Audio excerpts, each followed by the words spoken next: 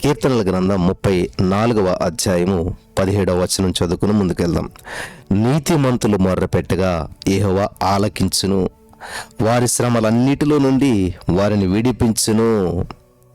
స్తోత్రం దేవా సర్వోన్నతుడ. ఈరోజు ఈ యొక్క వాక్యపు వెలుగులో మమ్మల్ని నడిపించి బలపరిచి స్థిరపరిచి విత్తబడిచిన వాక్యం వ్యర్థం కాకుండా ప్రతి హృదయంలో నాటబడి నూరంతల పంట అనుభవించిన కృప చూపించమని నజరేయుడైన యేసుక్రీస్తు నామములో ప్రార్థించి నమ్మి పొందుకుని ఉన్నామో పరమ తండ్రి, ఆమేన్. హల్లెలూయా. చాలా అద్భుతమైనటువంటి సమయానికి మనం వచ్చినాం. చాలా జాగ్రత్తగా మీరు వినాలి. వాక్యము చాలా విలువైనటువంటిది. దేవుడు తన నామానికంటే తన వాక్యాన్ని హెచ్చించాడు అని చెప్పి ఇక్కడ మనం చూస్తూ ఉన్నాం. సో ఎప్పుడైతే వాక్యం తీసుకుని వాక్యానుసారంగా మనం మొర పెడతామో, వాక్యపు వెలుగులో మనం ముందుకెళ్తామో, మరి దేవుడు ఖచ్చితంగా మనకి సహాయం చేస్తూ ఉంటుంటాడు అంటండి. నీతిమంతులు మొర్రపెట్టగా యెహోవా ఆలకించి వారిని శ్రమలు అన్నిటిలో నుంచి, కొన్నిటిలోంచి కాదు, వారిని విడిపిస్తూ ఉన్నాడంట. హల్లెలూయా. దేవుడు మన జీవితంలో అద్భుతాలు చేస్తాడు అంటే ఈజీగా మనం నమ్మలేం. ఎలా చేస్తాడు అంటే, అదిగో వాళ్ళ జీవితంలో చూడండి ఎటువంటి అద్భుతం చేస్తాడు. వాళ్ళకి శ్రమ వచ్చినప్పుడు వాళ్ళు ఎలా మొరపెడితే దేవుడు ఎలా కార్యం చేస్తాడు. మరి పేతురు గారిని జైల్లో పెట్టినప్పుడు సంఘమంతా కూడా ఎలాగా మరి ప్రార్థించి బయటకు తీసుకొస్తుంది. బైబిల్ స్టోరీలు మాకు వద్దులేండి, రీసెంట్గా ఏమైనా జరిగితే చెప్పండి, మరి సంఘంలో సమాజంలో జరిగితే చెప్పండి అంటూ ఉంటారు. ఇటువంటి సంఘటన చరిత్రలో ఒకటి మరి ఛాలెంజింగ్గా తయారైనటువంటి సంఘటన మీ మధ్యలోకి తీసుకురావాలని చెప్పి నేను ఆశపడుతూ ఉన్నాను. యేసుక్రీస్తు ప్రభువు శిష్యుడైనటువంటి నతానియేలు గారు భారతదేశంలో ఉన్నటువంటి ఆ బొంబాయి ప్రాంతంలో సువార్త ప్రకటించి అనేక మందిని మరి క్రైస్తవ విశ్వాసంలోకి నడిపించాడు. యేసుక్రీస్తు ప్రభువు సొంత రక్షణను అంగీకరించేలా చేశాడు. ఈ బొంబాయి రేవుపట్నం కాబట్టి అనేక దేశాల నుంచి వివిధ వ్యాపారులు మరి బొంబాయికి వచ్చి ఏం చేస్తారంటే తమ తమ దేశంలో తయారైన వస్తువులను అక్కడ అమ్ముకునేటువంటి వారు. ఈ యొక్క ముంబై నుండి సుగంధ ద్రవ్యాలు, ఏనుగు దంతాలు, పట్టు వస్త్రాలు తమ దేశాలకి తీసుకుని వెళ్ళేటువంటి వారు. అది నతానేలు గారు ఇక్కడ పరిచయం చేయడం జరిగింది. అలాగే ఆ రోజుల్లో బాగా వయసు మళ్ళినటువంటి ఒక సువార్థికుడు, అంటే పెద్ద ఆయన, దేవుని సువార్తను ప్రకటిస్తూ కాలినడక నడుచుకుంటూ వివిధ గ్రామాల్లో సువార్తను ప్రకటిస్తూ బొంబాయి పట్టణానికి, ఆ మహానగరానికి ఆయన వచ్చాడంట. అయితే అతడు అలా నడుచుకుంటూ సువార్తను ప్రకటిస్తూ ఉన్నటువంటి సమయంలో ఏమైందంటే, ఒక చర్చి ముందు నిలబడి లోపలికి చూశాడంట. లోపలికి చూస్తే అక్కడ పిల్లరా ఆ చర్చి లోపల అనేక మంది కన్నీరు కారుస్తూ ప్రార్థిస్తూ ఉన్నారంట. అరే ఏంటి ఈరోజు చూస్తే ఆదివారం కాదు, అయినా సరే ఎంతమంది ఎందుకని ప్రార్థన చేస్తూ ఉన్నారు, ఏం సమస్య వచ్చింది, అసలు ఏం జరుగుతుందో అని చెప్పేసి ఆయన మరి బయటకు వచ్చినటువంటి ఒక వ్యక్తిని అడిగాడంట. ఏంది విషయం, ఏంటి, ఎంతమంది ఎందుకు కన్నీరు కారుస్తున్నారు, ఇంతగా రోదన చేస్తూ ఉన్నారు, అసలు ఏంటి సమస్య అని చెప్పి ఈ యొక్క వృద్ధాప్యంలో ఉన్నటువంటి సేవకుడు అడిగాడంట.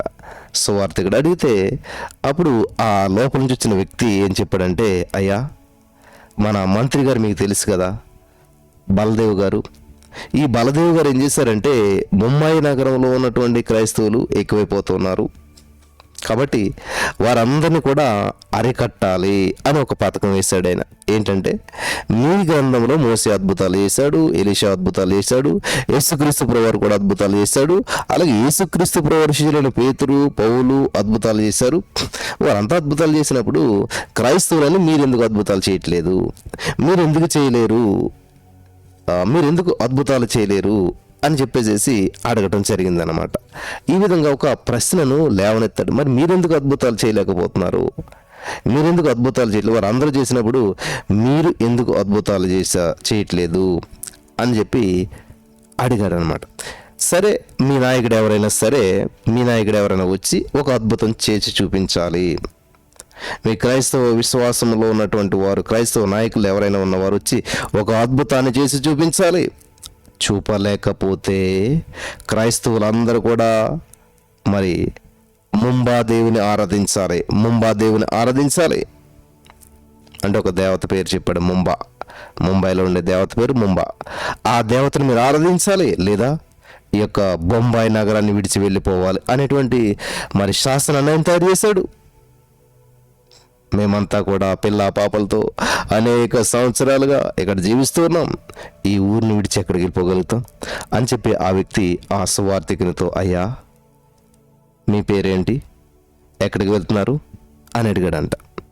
సువార్తికుడు, నా పేరు జోషువా, మీ సమస్య నాకు అర్థమైపోయింది, నేను పరిష్కరించగలుగుతాను.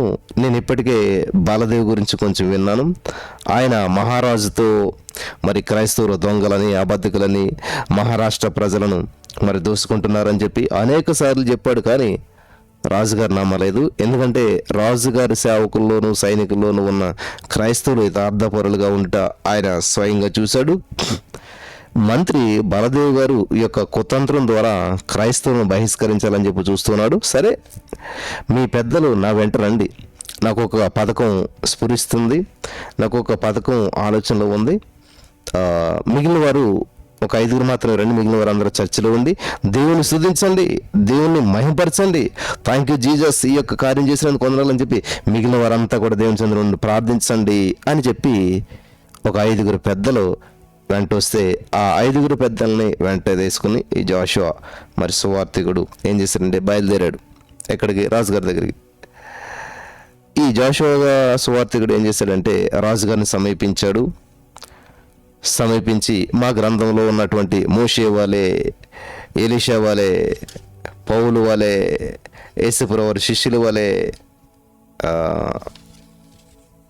మేము కూడా చేయగలుగుతాం, మేము కూడా అద్భుతాలు చేయగలుగుతాం, హల్లెలూయా అని అడిగాడంట. రాజాస్థానంలో ఉన్నటువంటి వ్యక్తులంతా కూడా మరి ఈ యొక్క జోషువా గారిని ఆశ్చర్యంగా చూడటం ప్రారంభించారంట.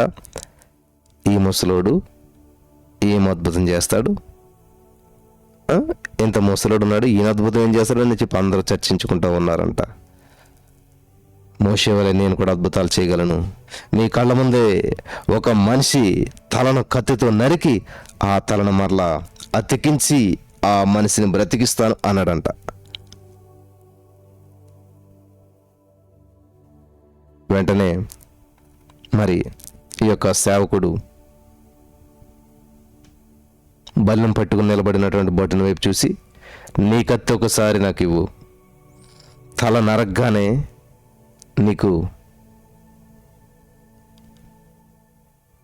తిరిగి ఇచ్చేస్తాను అన్నాడంటండి. హలో, నీ కత్తి నాకు ఒకసారి ఇవ్వయ్యా, ఆ తల నరగ్గానే మళ్ళా నీ కత్తి నీకు తిరిగి ఇచ్చేస్తాను అని చెప్పి ఆయన అన్నాడంట. ఆ తల నరగ్గానే నీ కత్తి నీకు మరలా తిరిగి ఇచ్చేస్తాను అని చెప్పి భటుని పిలిచి నీ కత్తి నాకు ఒకసారి అని అన్నాడంట. ఆశ్చర్యంగా మరి నీకు తిరిగి ఇచ్చేస్తాను అని అన్నప్పుడు రాజుగారు ఆశ్చర్యంగా చూస్తూ ఉన్నాడంట. ఈ ముసలివాడు పిచ్చివాడైనా కావాలి, లేదా నిజంగా అద్భుతం చేయగలిగిన వ్యక్తి అయినా అయి ఉండాలని అనుకున్నాడంట. కానీ జోషువా మాట్లాడిన తీరు మాత్రం చాలా నిబ్బరంగా ఉన్నదంట. హల్లెలూయా, చాలా నిబ్బరంగా ఉన్నదంట. జోషువా వైపు సభ అంతా చూస్తూ ఉంది. అయితే దానికి ఒక నిబంధన ఉన్నది, నేను ఎవరి తల నరుకుతానో అతడు గొప్ప విద్వాంసుడై ఉండాలి, అందరికంటే తెలివైన వాడై ఉండాలి, లేకపోతే తల సరిగ్గా అతుక్కోదు, అతడు చాలా తెలివైన వాడు, విద్వాంసుడై ఉండాలి అని అన్నాడంట. అయితే మరి రాజుకు ఆ అద్భుతం చూడాలని చాలా ఆశ కలిగింది. తన ఆస్థానంలో తెలివైన వారు ఎవరు అని చెప్పి అందరినీ పారచూశాడు. అందరిని చూస్తూ ఉన్నాడు. ఎవరు తెలివైనడు? ఈ భటులు ఎవరు తెలివైనడు కాదు, వీళ్ళు ఎవరు తెలివైనడు కాదు, వాళ్ళు ఎవరు తెలివైనడు కాదు, మరి ఇంకెవరు తెలివైన వాళ్ళు అని చెప్పేసేసి ఆలోచన చేస్తూ ఉన్నాడంట. ఎవరు ఇంకా తెలివైన వారు అని చెప్పి ఆలోచన చేస్తూ ఉన్నాడంట. హల్లెలూయా, దేవునికి స్తోత్రం కలుగును గాక. అలాగే అందరి వైపు చూస్తూ చివరికి ఈ యొక్క బలదేవునిపై పడ్డాయంట రాజుగారి కన్నులు. మంత్రి గారే అందరికంటే తెలివైన వాడు అనుకున్నాడంట రాజుగారు. మరి రాజు తన వైపు చూచేటువంటి ఆ చూపును బట్టి, ఆ చూపును గమనించినటువంటి బలదేవు ఆ మంత్రి గారు కొంగు తిన్నాడు.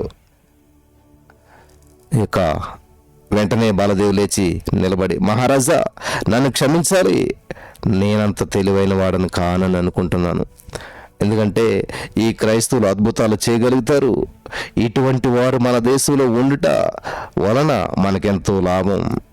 నేను తెలివి తక్కువగా వారిని దేశం నుంచి బహిష్కరించాలని తలపోసాను, మీ శాసనాన్ని రద్దు చేయండి అంటూ గబగబా జోషువా దగ్గరకు వచ్చి ఆయన చేతులను పట్టుకుని మెల్లగా, అయ్యా నన్ను క్షమించండి, ఇంకెప్పుడు మీ జోలికి రాను, నన్ను కాపాడండి అంటా ఉన్నాడంట. రాజుగారు మరలా ఆలోచించాడు, ఒకవేళ బాలదేవి తెలివైనవాడు కాకపోతే అని అనుకున్నాడంట. క్రైస్తవుల వల్ల తనకు ఎటువంటి ప్రమాదం కానీ నష్టం కానీ లేదని చెప్పి అనుకొని వారు దేశం విడిచి వెళ్ళాలనేటువంటి శాసనాన్ని రద్దు చేశాడు రాజుగారు. ఈ యొక్క ఎవాంజలిస్ట్ జోషువా చిరునవ్వుతో వెనక్కి తిరిగి ఆ చర్చి దగ్గరికి వచ్చాడంట. ఆ సువార్త వినగానే చర్చిలో వారంతా కూడా ఆనందంతో దేవుని స్తుతించారు. వారు ఈ యొక్క ఆనందంలో ఉండగా జోషువా నిశ్శబ్దంగా అక్కడి నుంచి వెళ్ళిపోయాడంట. వాళ్ళెవరూ మరలా ఈ యొక్క జోషువా గారిని ఎన్నడూ చూడలేదు. కానీ తమను కాపాడడానికి దేవుడే ఆయన ఒక దూతలా పంపించారని చెప్పి వారంతా కూడా బలంగా విశ్వసించారంట. హల్లెలూయా, దేవునికి స్తోత్రం కలుగును గాక, దేవుని నామానికి మహిమ కలుగును గాక. ప్రియులారా, నువ్వు నీతిగా దేవునిలో జీవిస్తూ నువ్వు మొరపెట్టినప్పుడు నీకు ఎటువంటి సమస్య వచ్చినా దాని నుంచి విడిపించి నిన్ను రక్షించే దేవుడు మనకున్నాడు. నమ్మిన వారు స్వతంత్రించుకుందురు గాక. ఆమెన్.